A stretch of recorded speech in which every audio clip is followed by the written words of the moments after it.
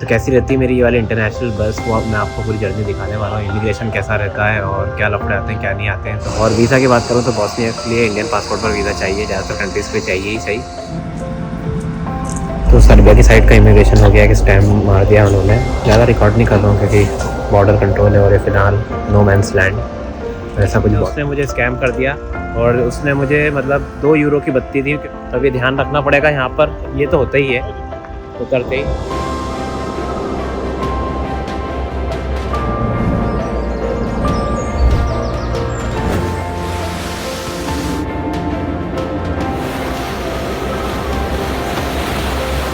फिलहाल मैं खड़ा हूँ ओजी से करके सिटी में, सर्बिया में।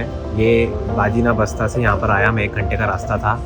बाइना बास्ता में ही मैं रुका हुआ था और सुबह 9 बजे की बस लेके मैं यहाँ आ गया। फिलहाल 10:30 बज रही है, 10:30 क्या 10:50 हो चुकी है और 11 बजे मेरी बस आने वाली है यहाँ से साराजेवो की, जो कि बॉस्निया में आता है। दूसरी कंट्री है वो, बॉस्निया एंड हर्जेगोविना।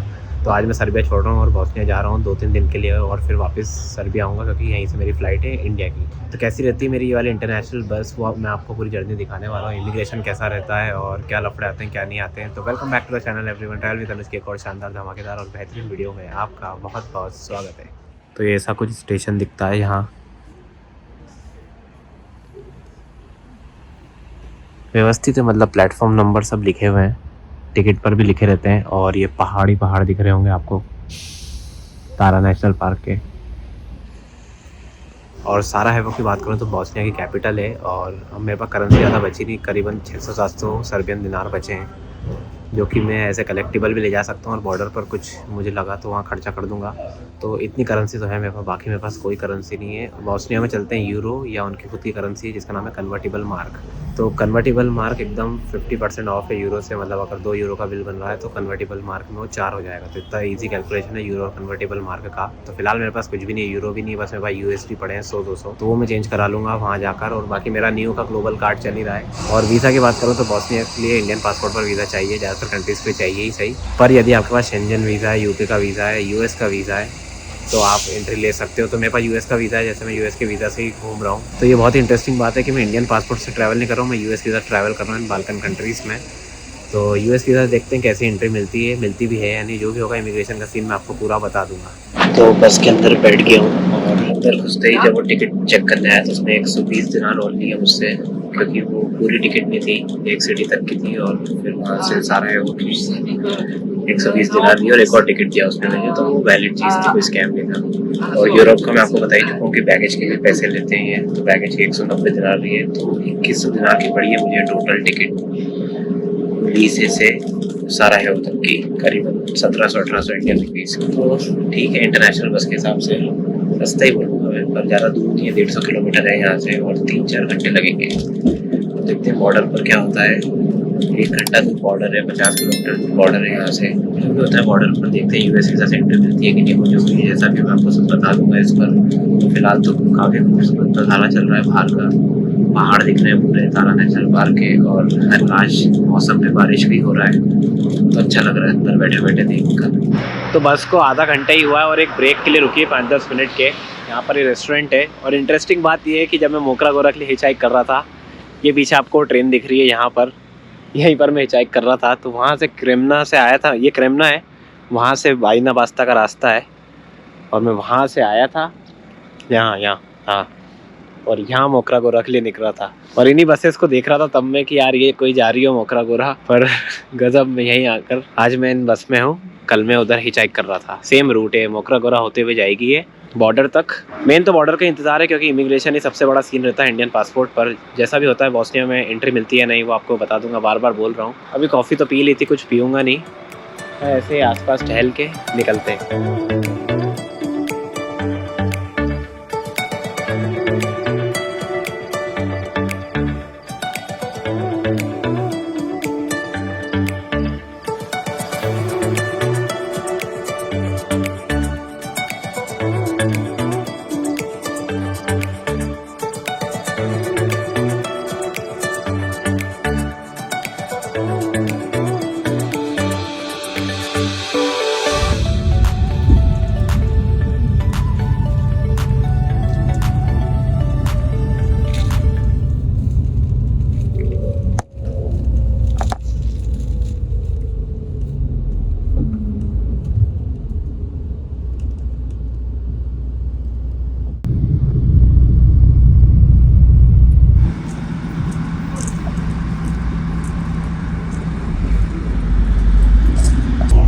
तो सर्बिया की साइड का इमिग्रेशन हो गया कि स्टैम्प मार दिया उन्होंने, और ज़्यादा रिकॉर्ड नहीं कर रहा हूँ क्योंकि बॉर्डर कंट्रोल है और ये फ़िलहाल नो मैंस लैंड ऐसा कुछ बॉर्डर दिखता है, और इस साइड बॉस्निया चालू हो जाता है। तो सर्बिया का इमिग्रेशन तो हो गया है, अब बॉस्निया का बाकी है, देखते हैं कैसा क्या रहता है। यहाँ पर तो सिंपल उसको समझा कि कुछ इलीगल सामान तो नहीं मैंने के लिए, और यूएस वीज़ा देखा उसने, मेरा थोड़ा पासपोर्ट स्कैन करा और इजीली एंट्री मिल एग्जिट हो गया। और अब बॉस्निया में देखते हैं क्या होता है।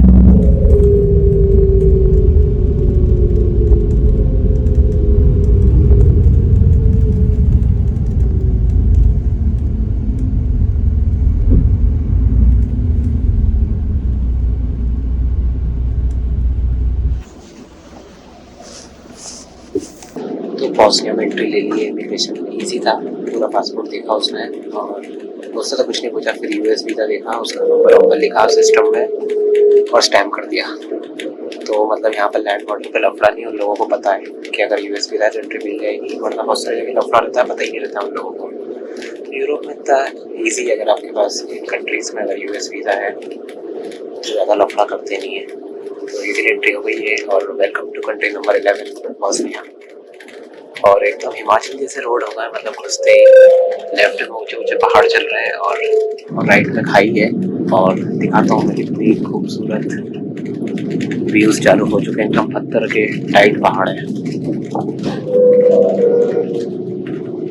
और अल्बेनिया से जब मैं मॉन्टेनेग्रो गया था तो मेरी सिम चल रही थी अल्बेनिया की, पर यहाँ पर मेरी सिम नहीं चल रही है सर्बिया की। यहाँ पर हो सकता है मेरा डेटा भी खत्म हो गया था, सिर्फ इंस्टाग्राम और व्हाट्सएप भी था मेरे पास, तो इधर नई सिम लेनी पड़ेगी, या 2-3 दिन ही तो स्किप कर दूँगा उस चीज़ को। मेरा सिम के भी काम चला लेगा और अच्छा है, मोबाइल बार बार चेक नहीं करना पड़ेगा। तो जो भी जैसा भी है बहुत अच्छा लग रहा है नई कंट्री आकर, और यूरोप का असली मज़ा ही बॉर्डर क्रॉस करने में, एक बस या ट्रेन लेके बॉर्डर क्रॉस कर लो तो करीबन 2 घंटे और लगेंगे सारा है वो पहुँचने में। फिर उस सिटी को अच्छे से एक्सप्लोर करते हैं और दिखाता हूँ आपको कि क्या क्या है बॉस्निया में देखने लायक।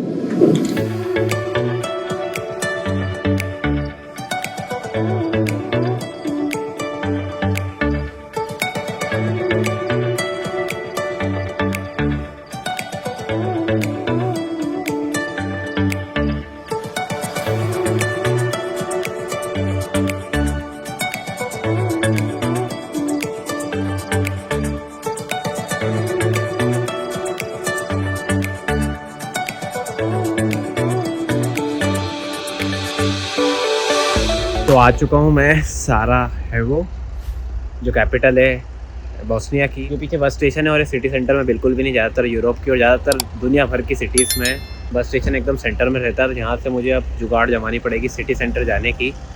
तो अभी पीछे मैंने कॉफ़ी पी, मेरे पास दिनार थे, उसने मुझे स्कैम कर दिया। कन्वर्जन ऐसा है कि यहाँ पे चलते हैं मार्क, 1 यूरो होता है 2 मार्क, और उसने मुझे मतलब 2 यूरो की बत्ती दी क्योंकि मेरे पास दिनार थे। तो उसने बोला कि बैंक में वाला कन्वर्जन चलता है, यहाँ पे नहीं चलता है, और बत्ती दे दी मतलब उसने मुझे। तो अभी ध्यान रखना पड़ेगा यहाँ पर, सबसे पहले तो यूरो लेता हूँ, यूरो में ही काम करना सही है, या इनका मार्क ले लेता हूँ, वरना ऐसे तो स्कैम कर देंगे। अभी चलो उतरा ही था तो ये तो होता ही है उतरते ही, पर अब मेरे को करेंसी चेंज करानी पड़ेगी, एटीएम से निकाल लेता हूँ। ये तो हो जाता है, एक बार आप नई कंट्री में उतरे हो तो एक आध स्कैम तो हो ही जाता है, पर अब ध्यान रखना पड़ेगा। पर एक चीज़ अच्छी हुई कि उसने मुझे वाईफाई यूज़ करने दिया वहाँ। मैंने कॉफ़ी ऑर्डर नहीं करी थी, उससे पहले ही उसने मुझे वाईफाई दे दिया था, तो वो एक्स्ट्रा चार्ज अब मैं वाईफाई का ही समझ लेता हूँ। दिल को दिलासा तो देना पड़ेगा क्योंकि गुस्सा आती है जब स्कैम होता है। तो उससे मैंने फिर जगह भी पूछ ली कहाँ से मुझे सिटी सेंटर की बस मिलेगी, तो वहीं जा रहा हूँ, मैप पर मार्क कर दी उसने, और हॉस्टल भी मैंने वहीं से बुक कर लिया। फिर तो फटाफट हॉस्टल पहुँचता हूँ, फिर करेंसी वगैरह चेंज कराएंगे और फिर अच्छे से आपसे मिलता हूँ।